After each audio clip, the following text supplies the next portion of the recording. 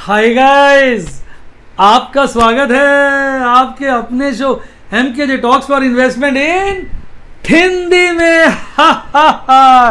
कैसे हैं आप बेटा? आज एक बड़ी जबरदस्त चर्चा करेंगे अपने पॉपुलर सेगमेंट शेयर बाजार की कहानी एमकेजे की जुबान। और चर्चा का विषय है, आज मैं आपके सामने 3 बड़े आईपीओ का खुलासा करने वाला हूं। खुलासा मतलब भाई बड़ी जबरदस्त बात है। आज आपको पता होगा 3 आईपीओ बंद हुए। कौन कौन से? आपका यूटीआई एएमसी, लिखिता इंफ्रास्ट्रक्चर्स और आपका मेजागॉन डॉक। अब कई लोग कह रहे हैं सर ये माझा गांव है, कई लोग कह रहे हैं मझगांव है। भाई जो कह लीजिए, इंग्लिश में जो स्पेलिंग है उसके हिसाब से मेजागन डॉक बनता है। बाकी वैसे ये माझा गांव शायद इसका प्रॉपर नाम, पर फर्क क्या पड़ता है? दिल की बात सुनिए, शब्दों में क्या जाना। आइए अब चर्चा करते हैं। सबसे पहले आपके मझगांव डॉक कह लीजिए या मेजागॉन डॉक के आईपीओ की बात करते हैं। ठीक ठाक सब्सक्राइब हुआ, आप ऊपर देख सकते हैं। क्यूआईबी पोर्शन एक्सलेंट लगभग 90 टाइम्स, एनआई एक्सलेंट लगभग 780 टाइम्स, आरआई एक्सलेंट लगभग 36 times. First class balance subscribe हुआ, बढ़िया आईपीओ है। इसकी रिटर्न अच्छी आनी चाहिए, ये मतलब लिस्टिंग के बाद ये अच्छा लिस्ट होगा, ऐसा इसका सब्सक्रिप्शन हमें इशारा कर रहा है। अब बात करते हैं दूसरा आईपीओ, उसका नाम है कौन सा? लिखिता इंफ्रास्ट्रक्चर। अब इसमें बड़ी अजीब सी बात देखने को मिली, यही तो खुलासा है। देखिए आरआई 21 टाइम्स खासा हो गया, एनआईज कम हुआ। नॉर्मली एनआईज बहुत ज़्यादा होता है, 5.39 कम हुआ। यानी जिसने एचएनआई कोटा में एप्लीकेशन लगाई होगी उसकी प्रोपोर्शनेटली ज़्यादा आएगी, जिसने रिटेल में लगाई होगी इसकी कम आएगी। ऐसा रेयरली होता है। लेकिन ये क्या क्यूआईबी सेक्शन, अरे ये तो 50% भी सब्सक्राइब नहीं हुआ। इसका मतलब बड़े बड़े इंस्टीट्यूशंस ने इसको रिजेक्ट कर दिया। एनआईज ने भी बहुत सपोर्ट नहीं दिया, सिर्फ आपके और मेरे जैसे छोटे बालकों ने, रिटेल इन्वेस्टर्स ने इसको सपोर्ट किया। कहीं इसमें हमारे कपड़े तो नहीं फटने वाले? तो एक बड़ा प्रश्न चिन्ह लग गया है आपके लिखिता इंफ्रास्ट्रक्चर के आईपीओ पर। एक बड़ा भारी प्रश्न चिन्ह लग चुका है। आप मेरी बात से सहमत नहीं है? सहमत हैं कि नहीं कमेंट बॉक्स में बताइए। अब तीसरा खुलासा देखिए, तीसरा खुलासा देखिए साहब, आपकी आंखें चकाचौंध रह जाएंगी। और तीसरा नंबर है यूटीआई एएमसी का। अब आप इसको देखिए भाई साहब, क्यूआईबी सेक्शन सबसे ज्यादा सब्सक्राइब हुआ 3.34। इंस्टीट्यूशनल इन्वेस्टर्स ने काफी सपोर्ट किया आईपीओ को, अच्छी बात है। रिटेल 2.32 बस। अरे ये क्या, एनआई तो अनसब्सक्राइब रह गया, कोई लोचा है। अब यहां थोड़ा खतरा नजर आ रहा है। खतरा कैसे आ रहा है भाई? सरकारी आईपीओ था तो क्यूआईबी में तो इंस्टीट्यूशनल इन्वेस्टर्स आ जाते हैं, डोमेस्टिक इंस्टीट्यूशनल इन्वेस्टर सारे उसी में आ गए। क्वालिफाइड इंस्टीट्यूशनल जो लोग हैं वो इसमें पैसा लगाते हैं। तो हो सकता है क्योंकि इसको प्रमोट इंस्टीट्यूशंस ने किया, उन्होंने उनके जो अपने डिफरेंट फंड्स हैं, डिफरेंट जो भी एलिजिबल है इसमें अप्लाई करने के लिए, उसके द्वारा इन्होंने क्यूआईबी कोटा भर दिया। एचएनआई को इस पर कॉन्फिडेंस नहीं था, अंडर सब्सक्राइब्ड है। एचएनआई में तो जिसने जितना अप्लाई किया अलॉटमेंट आ जाएगी, और रिटेल में 2 में से 1 को अलॉटमेंट आ जाएगी, मोटा मोटा 50% लोगों को आ जाएगी अलॉटमेंट। यानी इसके सक्सेस पे भी सब्सक्रिप्शन के हिसाब से प्रश्न चिन्ह लग गया। तो आप मझगांव डॉक वाला या मेजागॉन आईपीओ जो है डॉक वाला, मेजागॉन डॉक आईपीओ, उसमें तो आप निश्चिंत हो जाइए। पहली बात तो अलॉटमेंट ही मुश्किल से आएगी, आ गई तो अच्छा रहेगा, मजा आ जाएगा। लिखिता में थोड़ा फिंगर्स क्रॉस्ड, यार पता नहीं क्या होगा। पहले तो अलॉटमेंट ही मुश्किल है बड़ी, आ गई तो पता चले साला नुकसान हो गया, बड़ा बुरा लगेगा। अब आ जाओ यूटीआई पे। यूटीआई पे फिंगर क्रॉस तो यूं नहीं है कि अलॉटमेंट आने के बहुत ज़्यादा चांसेस है, अलॉटमेंट तो आ ही जाएगी, काफ़ी चांस है। एचएनआई को तो पूरी, और रिटेल को काफ़ी आ जाएगी, काफ़ी चांस है। अलॉटमेंट तो आ ही जाएगी, ऐसे से करते रहो, काफ़ी चांस है, अलॉटमेंट तो आ ही जाएगी।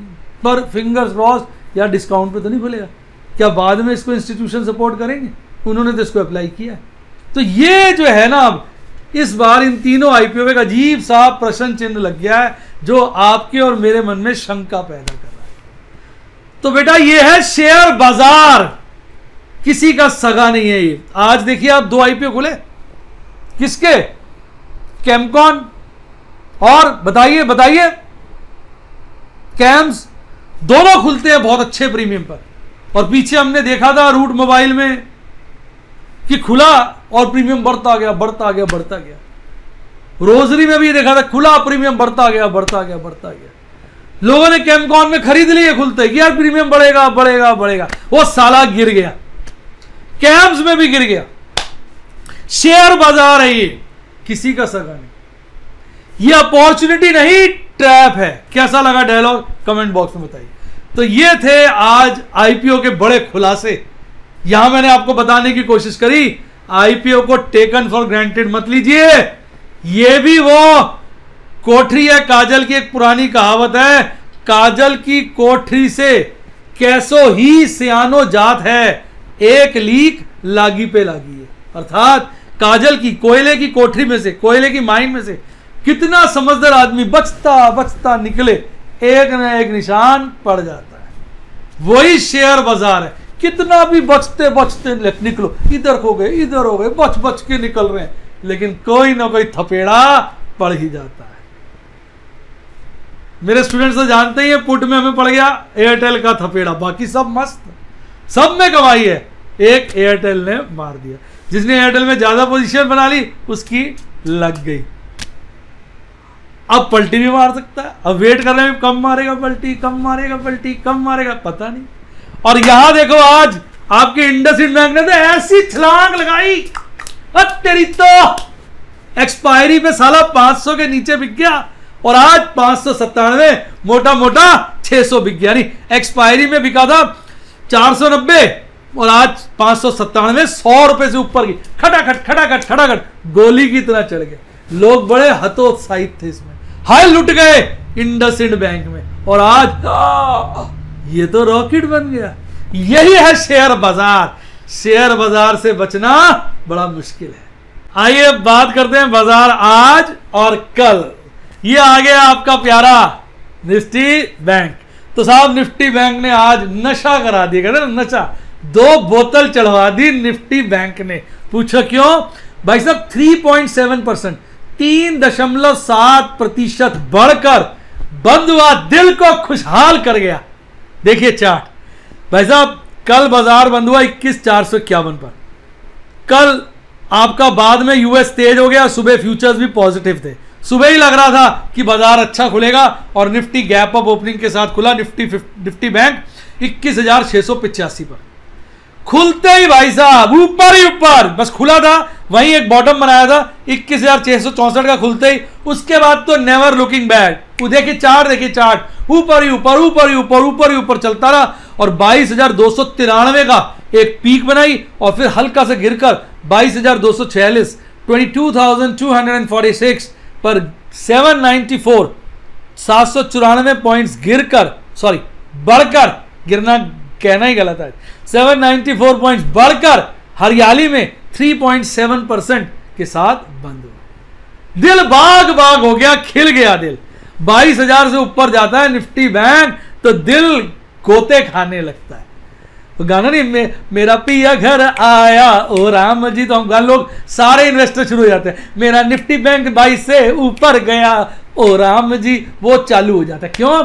22,000 एक अच्छा लेवल, उसके ऊपर निफ्टी बैंक अच्छा लगता है, उसके नीचे दिल धक धक करने लगता है।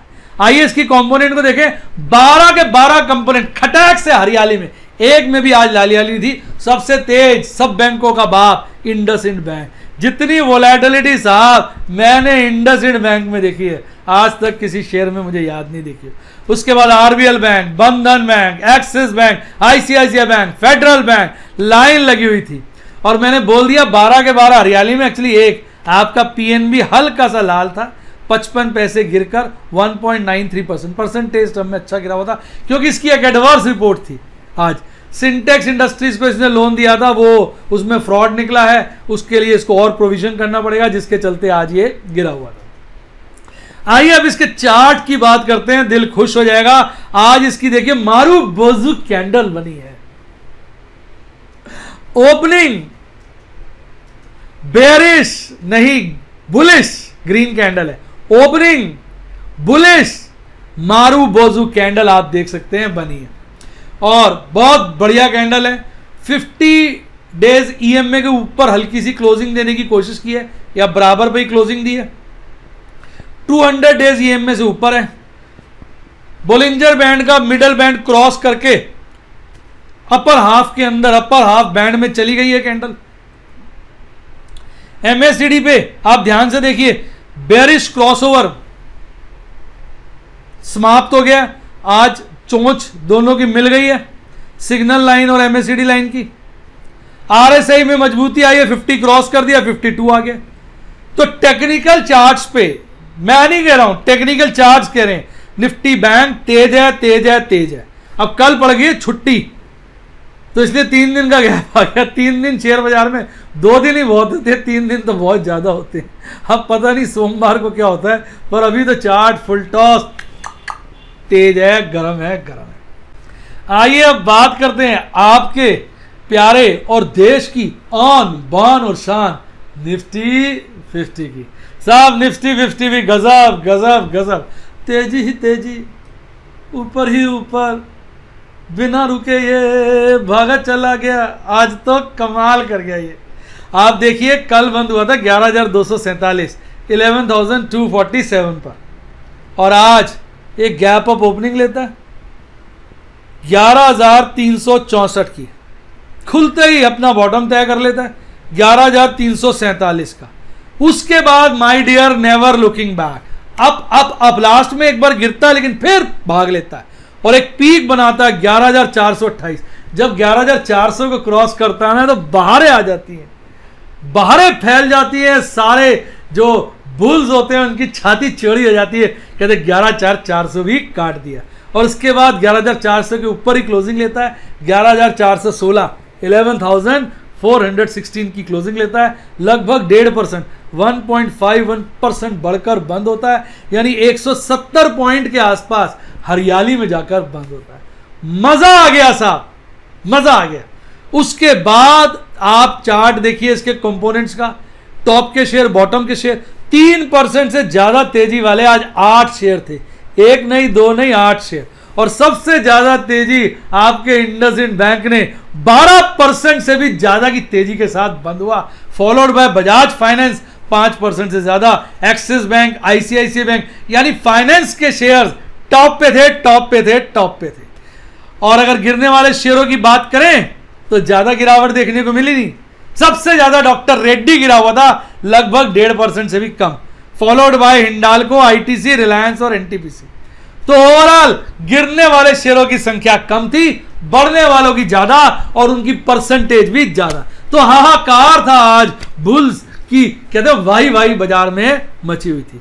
अब बात कर लेते हैं इसके टेक्निकल चार्ट की। ओहो, बुल्स के लिए एक बुरी खबर भाई, आज भी गैप छोड़ गया एमकेजे गैप। आप चार्ट को ध्यान से देखिए, आज जो गैप छोड़ा मैंने उसको पर्पल एरो से दिखाया है, और 4 दिन पहले 2 हरी कैंडल्स उसके बीच में भी गैप छोड़ा था जो मैंने ऑरेंज एरो से दिखाया, यानी 2 गैप छूट गए हैं। आप क्या कहते हैं, एमकेजे गैप फिलिंग थ्योरी यहां पे फिट होगी कि नहीं होगी, कमेंट बॉक्स में बताइए। तो ये जो 2 कहते हैं ना डेंजर मार्क छोड़ गया है आपका निफ्टी 50, वो हमें कह रहा है यार गिर तो सकता है, साला गिर सकता है। अदरवाइज तो भाई साहब आज तो मस्त कैंडल बनी है। ईएमए की बात करे जाए तो 200 से तो ऊपर चली रही थी, आज 50 वाले को भी काट के ऊपर चली गई। हाफ मिडल हाफ जो बोलिंजर बैंड होता है उसको भी काट दिया, मिडल लाइन को, और अपर हाफ में आ गई है। और ऊपर बना हुआ सुपर ट्रेंड का सेल सिग्नल, मुझे लग रहा है यही ट्रेंड था तो सेल सिग्नल भी काट के उसको बाय सिग्नल कर देगी। तो ओवरऑल चार्ट पे तो भाई साहब फुल टॉस गरम है आपका कौन, निफ्टी 50। एमएससीडी चार्ट पे बड़े दिनों के बाद बेरिश क्रॉसओवर खत्म होता नजर आ रहा है, बस थोड़ा सा रह गया, मिलने को बेकरार है। सिग्नल लाइन एमएससीडी दोनों मिलने को बेकरार है, बस हल्की सी कमी रहेगी, दोनों की चोंच मिलने वाली थी। आरएसआई में मजबूती आ गई है, 54 55 ही समझ लीजिए। यानी भाई साहब सीधी बात करें तो बाजार फुल टॉस रंगीन हो गया, तेज हो गया। बुल्स को बाहरें मिल गई हैं, बेयर्स पीछे चले गए। अभी बेयर्स बुल्स की बैंड बजा रहे थे, अब बुल्स कह रहे हैं बहुत हो गया बेयर्स, अब हमारा वक्त आया है। बाकी देखते हैं किसका वक्त कितने दिन चलता है। वक्त तो ऑपरेटर का है, उसकी मार कभी भी बुल्स कभी भी बियर्स पर पड़ सकती है। आइए अब बात करते हैं ऑप्शन चेन एनालिसिस की। भाई ऑप्शन चेन एनालिसिस में लंबा चौड़ा फर्क नहीं है, लेकिन डीप में जाओ तो फर्क नजर आएगा। आज हाईएस्ट ओपन इंटरेस्ट कॉल का 11,500 पे था, पर वहां पर लगभग 50,000 की कॉल अनवाइंडिंग हुई है। 12,000 और 12,500 पे फ्रेश कॉल राइटिंग हुई है, जिसके चलते कल 12,500 सेकंड हाईएस्ट था, आज 12,000 बन गया है सेकंड हाईएस्ट, और वो 11,500 से हल्का ही पीछे। ये ट्रेंड कंटिन्यू रहा तो कल यानी नेक्स्ट सेशन के अंदर 12,000 जो है हाईएस्ट ओपन इंटरेस्ट बन सकता है किसका, कॉल का। बात करें पुट में भी लंबा चौड़ा परिवर्तन नहीं है। 10,500 अभी भी हाईएस्ट है ओपन इंटरेस्ट पुट का, पर वहां पर हल्की सी पुट अनवाइंडिंग हुई है। सेकंड हाईएस्ट 11,000 ही, पर वहां पे खासी लगभग 2,20,25,000 की पुट राइटिंग हुई है। यानी कहीं ना कहीं 11,000 जो है एक मजबूत सपोर्ट बनने की कोशिश कर रहा है, 10,500 को ओवरराइड करने की कोशिश कर रहा है, और ऊपर में 12,000 एक मजबूत रेसिस्टेंस बनने की कोशिश कर रहा है, 11,500 को काटने की कोशिश कर रहा है। तो बाजार इस वक्त 11,000 और 12,000 के बीच में सिमटता हुआ नजर आ रहा है, यानी अपर रेंज में मूव कर रहा है, यानी बाजार तेज है तेज है तेज है। अब बात कर लेते हैं थ्योरी ऑफ मैक्सिमम पेन की। मैक्सिमम पेन अभी भी बरकरार है 10,500 पे, जहां पर टोटल ओपन इंटरेस्ट हाईएस्ट है, पर यहां पर जैसा मैंने कहा 20,000 की टोटल इंटरेस्ट की अनवाइंडिंग हुई है। सेकंड हाईएस्ट 11,000 पे बरकरार है, लेकिन यहां पर आज अच्छी खासी 2 लाख से ऊपर की फ्रेश ऑप्शन राइटिंग हुई है, जिसके चलते 11,000 कंपीट कर रहा है 10,500 से। ओवरऑल बाजार जो है 10,500 पे सिमटेगा विद अपवर्ड बायस 11,000 की तरफ। तो ओवरऑल जो आपको ये डेटा आज बता रहा है ऑप्शन चेन का, वो तेजी तेजी तेजी की बात कर रहा है।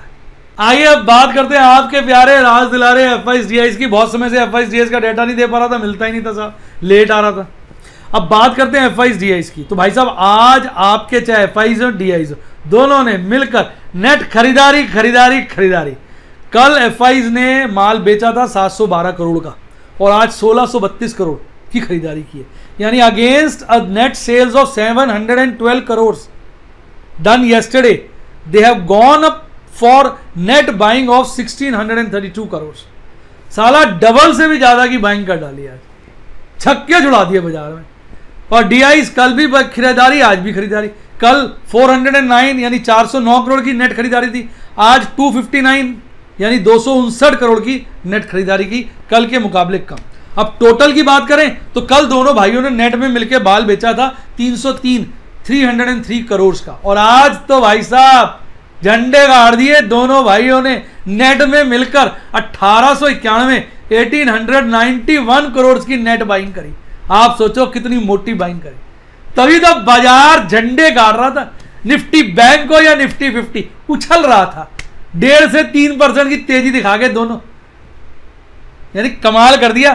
तो ये है असर हमारे इंस्टीट्यूशनल इन्वेस्टर्स की बाइंग का। आइए अब बात करते हैं MKJ स्टूडेंट स्टॉक्स में। भाई इसमें मैं आपके डाउट्स लेता रहता हूं, कुछ आप क्वेश्चंस करते हैं अच्छे, जो मुझे लगता है सबको बता देता हूं। भाई मैं आपको अपने ट्रेड्स के स्क्रीनशॉट शेयर करता रहता हूं, तो उसमें ऊपर ना कई बार पेंडिंग और एग्जीक्यूटेड आता है। तो आप देखेंगे एग्जीक्यूटेड में मान लो 15 दिखा रहा है, 14 दिखा रहा है, कई बार 20 भी दिखा रहा होता है एग्जीक्यूटेड के अंदर। और जबकि मैं ऑर्डर्स आपके जो ट्रेड शेयर करता हूँ लाइव डेमोन्स्ट्रेशन के, वो 2-4 के ही शेयर करता हूँ। तो कई लोग मेरे से पूछते हैं मेरे स्टूडेंट्स कि सर एग्जीक्यूटेड में दिखा रहा है 20 एग्जाम्पल के लिए, और आपने तो 4 ही शेयर किए। बेटा वो 20 क्या होता है कि जब मैं कोई ट्रेड डालता हूँ और मुझे थोड़ी देर बाद लगता है मजा नहीं आ रहा, उससे मैं कैंसिल कर देता हूँ, कोई और ट्रेड डाल देता हूँ, कोई ऑर्डर डालता हूँ, कैंसिल कर देता हूँ। फिर जो ऑर्डर कैंसिल होता है वो भी एग्जीक्यूटेड की लिस्ट में आ जाता है ना, यानी एग्जीक्यूटेड मतलब खत्म हो गया। जब ऑर्डर हो जाता है, डन हो जाता है, तब भी एग्जीक्यूटेड में आएगा, कैंसिल होगा तब भी एग्जीक्यूटेड में आएगा। तो वो कैंसिल वाले होते हैं बाकी। तो आपको ये डाउट क्लियर हो गया होगा, वो बाकी सारे जो होते हैं कैंसिल्ड वाले होते हैं।